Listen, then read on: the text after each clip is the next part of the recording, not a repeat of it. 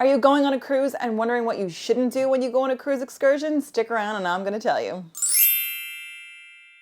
Hey guys, it's KJ. Welcome to my channel. Today I'm going to be sharing with you my cruise excursion don'ts. So this is a list of things that I would say you should not do when you are going on a cruise excursion. So if you have an upcoming cruise and you have some excursions booked or you're thinking about booking excursions, then you're going to want to stick around and listen to this list. So without further ado, let's get into it. My first don't: do not rent a scooter or a moped when you're going on a cruise excursion. Why? Because you risk injury, especially if you're not someone that is used to riding a scooter or a moped. Maybe you're inexperienced. You really do risk injury. Now, odds are if you are doing a cruise excursion, you're probably going abroad somewhere. So there's just a whole headache of trying to get back home if you need to be treated at a hospital and then you have to be treated there until you're better. So I would suggest just avoid it altogether. Do not rent a scooter or a moped. In fact, back in 2023, there were 2 women who were severely injured in a hit and run while they were riding scooters on an excursion in Mexico. They were hit and the driver did not stick around. It was a hit and run and they were severely injured. Not only were they injured, they were stuck in Mexico, so they weren't able to get home. Now, one of the women was injured more severely than the other, and she was stuck in Mexico for a long time. She could not get home. She could not get home to her family, and she didn't have insurance. And the next don't on my list: don't book multiple excursions in the same day. If you are going to a port of call and you want to do a number of things, pick your favorite, because chances are you will not be able to fit everything in one day. And what you don't want to do is lose your money. Let's say you have one excursion booked in the morning and one in the afternoon, but you just can't really account for how long it will take to get from one place to the other, or you just really can't account for any kind of hiccups that could come along the way. You may end up losing money, or you may end up going for that second excursion and then not giving yourself enough time to get back on the ship. So make sure you do not book more than one excursion in one day.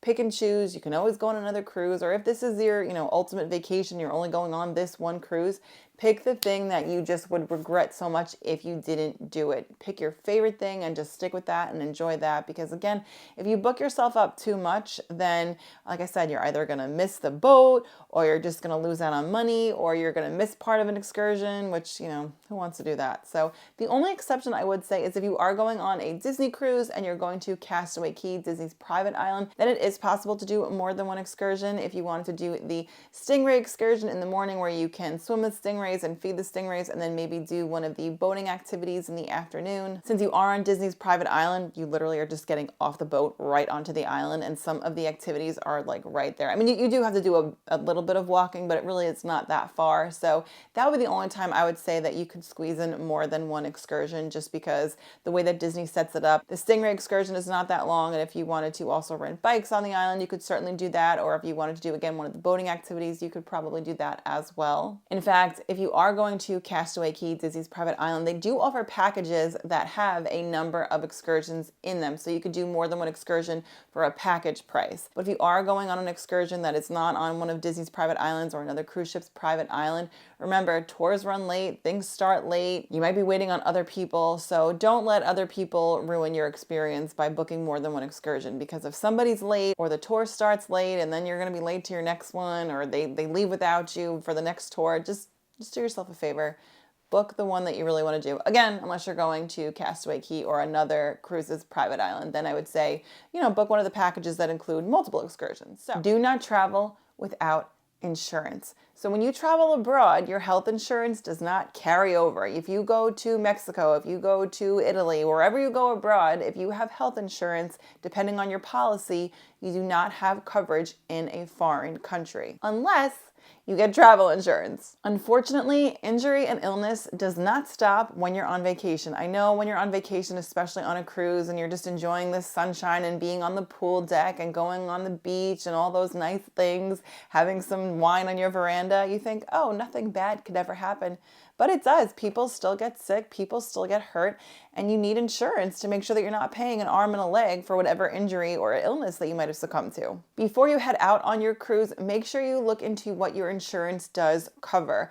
Look into what your health insurance covers, look into what your travel health insurance covers. And one tip I have for you is take a picture of your insurance cards, both front and back. If you have little ones, make sure you take pictures of their insurance cards, both front and back, because you just never know. And this way you have the insurance card. If you don't want to travel with them, if you don't want to take them off the cruise ship, let's say you do take them with you, but you don't want to take them off the cruise ship, make sure you have a copy of them on your phone. You might have an app and you might have a copy of them in there. However, you just never know when you may or may not have Wi-Fi. So best to just have the pictures in your phone, saved in your phone of your insurance cards if in the event you do need them. Hopefully you don't need them, but you just never know. We always get the travel insurance, and I always say to my husband, I'd rather buy the travel insurance and not use it and not need it than not buy it and wish that we had bought it. So to me, it's not a waste of money. I think, again, I'd rather spend the money, get the travel insurance, and then just never use it and just have that safety net just in case something happens. Again, just because you're on vacation does not mean you are immune to illness or injury. So get that travel insurance. My next tip, this might seem like an obvious one, but you'd be surprised how many people forget. Do not forget to bring your sunscreen off of the ship. If you are going on an excursion, bring your sunscreen. Especially if you are going on a warm weather cruise, if you're going on a cruise to the Caribbean or the Mediterranean, the sun is hotter and stronger closer to the equator.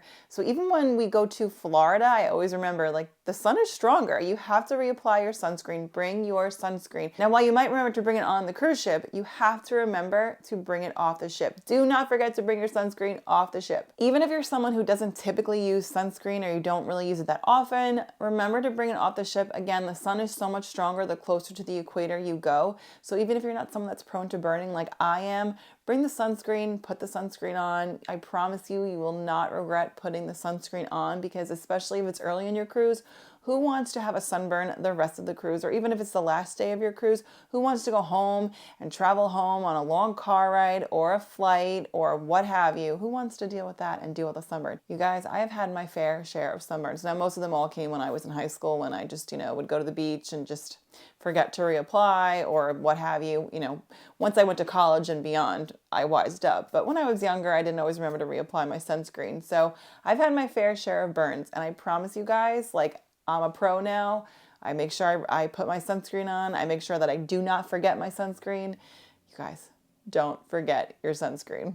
And one other little tidbit there, don't forget to put sunscreen on your lips. One of my good friends, she was recently on a cruise and she did not put sunscreen on her lips, and she came home and she had to go to the hospital because she had such a bad burn on her lips.